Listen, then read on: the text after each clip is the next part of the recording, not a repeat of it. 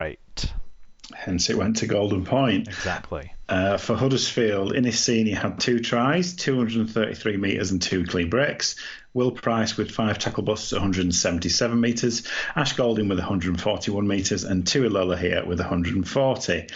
For Wakefield, Eddie Batty had 202 metres and 4 offloads. A lot of work there. Lee Kershaw, 179 metres.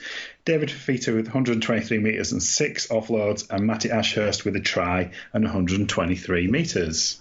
Just the one fan view, Mark W. said, based on the effort, field position and general dominance across the pitch, by all accounts we should have been 30 points up at half time. The fact that we didn't convert all the pressure into points is a bit concerning, but the second half had the feel of a friendly as we tried some new things, took players off and moved people out of position just to see how they handled it. A weird game, but an entertaining one. Do you know what would have made the game more fun? If it had been a draw? If it had been won by David Fafita's drop goal attempt rather than by a sloppy, questionable penalty in Golden Point. I don't like games being won from a penalty in Golden Point.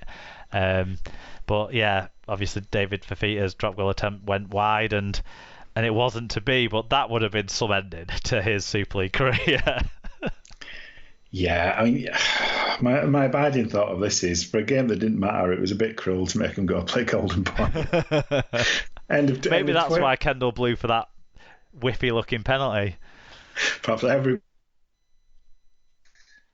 let's just go home, people. And it did look iffy as well. I think there's definitely an argument that it was that it wasn't interference. I would certainly say that. The first try, talking about things that you can make arguments from or arguments of, it kind of put forward the argument why Latelli should have been in the dream team, wasn't it? A good powerful run off the one off the scrum from him, and then an offload to a quicker man in space to go the full length. Was, really good stuff by Ricky Latelli. We've seen it so many times. Exactly, yeah. And senior twins have been decent, haven't they, this year?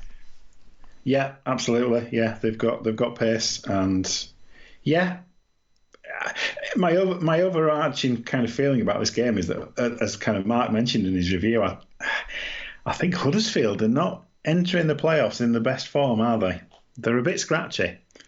Well, they're still kind of trying to get their spine fit, aren't they? And by spine, I just mean really Farge. I think that's the key player that's missed out, and they've tried different things with Price and Lola here and what have you, but I think obviously their first choice would be Lola here at fullback, Russell and Farge in the halves, and Levi doing the majority of play out of hooker. They've been playing O'Brien longer minutes recently to help make sure Levi's in the right shape for the playoff game. So I don't think Huddersfield have at any point during the season hit seamless form. I think they've been really good a lot of times, but I've seen them a number of times where I thought they should be making more of this pressure and position into points, and they haven't done. And but they've secured third place in the table, so they've been good enough, often enough. Yeah, and I do know what you mean. They've shown flashes of brilliance, and as you say, you don't finish third without being consistent to at least some degree. But yeah, I find them probably more disjointed now than I've seen them for quite a while, and it's not the place you want to be coming into. When you're hitting a red hot team in the playoffs, is it? No, but assuming Farge is back next week, I think it'll be a different prospect. We'll see. Next game, the other Friday night game, the one that was moved for television. Wigan 48, Catalans 4. It was 24-0 to Wigan at half time, so I would say it was over then. It was over when Catalans named the squad and said, "Fuck off, Sky. You're not getting a playoff match up here." 13,275 was the crowd. A good number of them were tickets given out to key workers, so 2,500 key worker tickets I think were taken up, but a good initiative again for Wigan to get fans in again to a game against the French side. James Child was the referee, his first Super League game for a while, I think. Wigan made over 500 more metres with 13 breaks to 1, 10 more successful offloads and 50 more tackle busts. So some big start wins. Indeed. For Wigan, Liam Marshall with 2 tries, 11 of those tackle busts, 181 metres and 3 clean breaks. Patrick Mago with 122 metres. Cade Ellis with a try and 122 metres. Ethan Havard with a try, 1 try assist at 118 metres and 3 clean breaks. And for Catalan, Atarimano with 121 metres. And that's it. Callum Percy 99 said, decent performance against a very depleted Catalan side. Still stand by what I said last week. We really need to cut out our errors and silly plays in our own half, or it will really bite us on the arse. Apart from that, another good win under our belt. Hope Cust's injury isn't too bad. Come on, Wigan. Have we heard anything about Cust in terms of injury? We haven't had a proper update. It's still after the game, Matty Pete said he's injured his arm, he needs a scan. He could be back, but if you ask me what I think he might miss out. But what I think doesn't matter is what he said. It wasn't as bad as the dislocation he suffered on his other elbow in the Challenge Cup final. It was more a hyperextension, wasn't it? So I wouldn't count him out. But at the same time, I think Wigan will be pleased that Tommy Luluai was able to get some minutes in this match, so that because I think he's going to be needed in the next, hopefully, 2 games that Wigan have to play. Frogmore says, the game was not as exciting as the score would suggest. The 2022 narrative team doing just enough to keep the scoreboard person busy. And White Pie said, the last home game of the season for us was the polar opposite of the derby. No atmosphere and no intensity.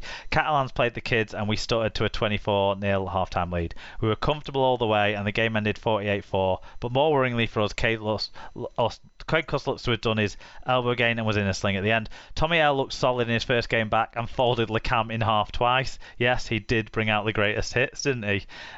Did Tommy Lulai. He said, we now have a week and a bit off. Hopefully Cuss injury isn't as bad as it looked. On the plus side, the Pearl has a slim chance. No, he doesn't. Lee says the Pearl has a slim chance of being available for the grand final should we get there, but the grand final's in 3 weeks, and Liam Farrell's injury is going to keep him out for 2 months. So there's a slim chance of him being fit to play some part in the World Cup. I think I can't see him with the knee injury that he picked up against St. Helens. Just to clarify if anyone wasn't aware, he twisted his knee a bit and an ACL sprain as the result. I don't see him being picked for a World Cup squad in a position that's got plenty of capable players anyway. Whitehead and Bateman is a world-class second row.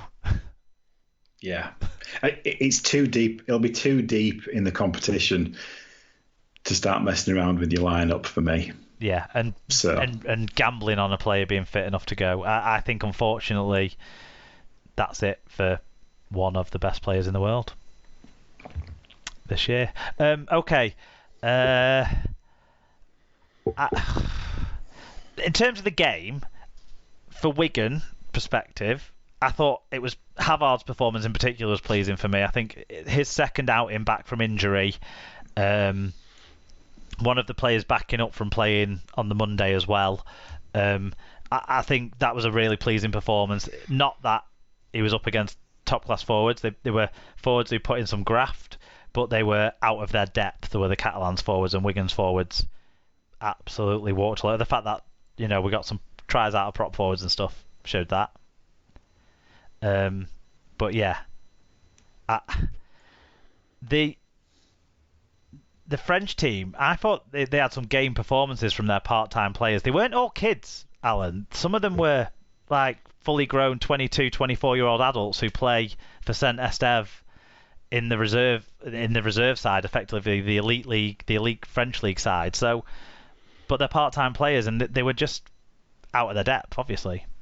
Yeah, it's what always happens in these games where this is what we've seen consistently over the last 2 or 3 weeks, isn't it? When teams have opportunities to rest players who are playoff bound, they're obviously taking it. And, we've seen a couple of examples of it this weekend. So, yeah, and, it's no surprise that the two teams who've now got a week off didn't do that. It's just coaches are just managing workloads, and it's an unfortunate kind of consequence of the length of the season, I think. But also, showing that third or fourth doesn't make a difference to sides. Clearly, they're quite confident to take on anyone on their home patch and then go to St Helens. Yeah. In theory, if everything went to standings, that's what they'd be setting themselves up to do. I thought the hookers that played for Catalans, they both looked capable of being brought along to play at a higher level. And I think they were 20 and under. And the outside backs showed some potential. So I don't think it was I think there was some players there that they can look at and think about considering as options to give full-time contracts to. But overall, it was a team that was well out of the depth. Yeah. As you said, as soon as the squads were announced, I think everyone knew the writing was on the wall with this one, despite the effort. I tell you what, they were big. They weren't small. These players.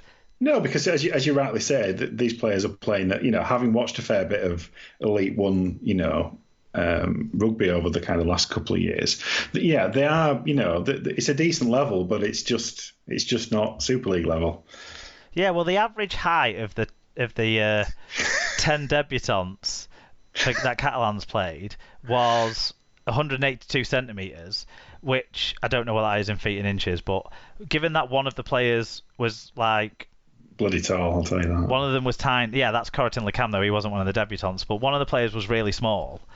But I think the hooker that came off the bench, Rebus, wasn't it? He was really small. But the rest of them were sizable blokes. The average age, just so we know, was 21.4. So 21 and a half, let's say. So they're not absolute kids, are they? There was 2 of them were 20, and everyone else was 21 and above. Yeah. I'm but not saying just part-time players. Yeah, I'm not. It's not. It is slightly different to just fielding an academy side. It is slightly different. However, they're still no better adapted to Super League than an academy team is. Oh no, exactly. Yeah. Therefore, the result was very similar, even though they're physically bigger and stronger and more used to heavy contact, etc. Oh yeah, sorry, I wasn't making some sort of point that Wigan still beat a competitive side. The point I'm making is a part-time side playing against a full-time side. That's the problem, and we see it every week in the Championship and act like it's okay. But when it happens in Super League, because it shouldn't, there's a fury about it. We need a full-time league, and anyone who's not full-time plays in their own league. Yeah, I completely agree with that. And 2 times 10 doesn't answer that question because we don't have 20 full-time teams. No, exactly. The big news out of Wigan in the last week, other than the injuries, which we covered, was that Thomas Luluai is to retire at the end of the season and take on a role as assistant coach at Wigan in 2023 and beyond. The 37-year-old New Zealand international is in his second spell with the Warriors after rejoining in 2017. He will lead out his country in a World Cup warm-up match against Leeds on the 8th of October before joining New Zealand's coaching staff for the tournament. Luluai said his 20-year career had been an incredible journey. Yeah, from being the youngest Warrior for New Zealand Warriors to being one of the oldest for the Wigan Warriors. And the oldest player in Super League this year. He's had a fantastic career, hasn't he? Yes, him and his shoulders have rocked many a player in their time. And he's still got flashes of inspiration, hasn't he? I don't think he's not 100% done in terms of his creativity, etc. So, but at the same time, I think Father Time is probably calling him a bit now. So I understand why he's going to call it a draw. Well, in his sort of tribute to him, the Wigan chairman Ian Lenigan said everyone's got great memories of Tommy, whether it's the tackle on Maori Fasavalu, or whether it's the big cutout pass in the Challenge Cup final this year. And we're talking two events that were more than 10 years apart there. Yeah, exactly.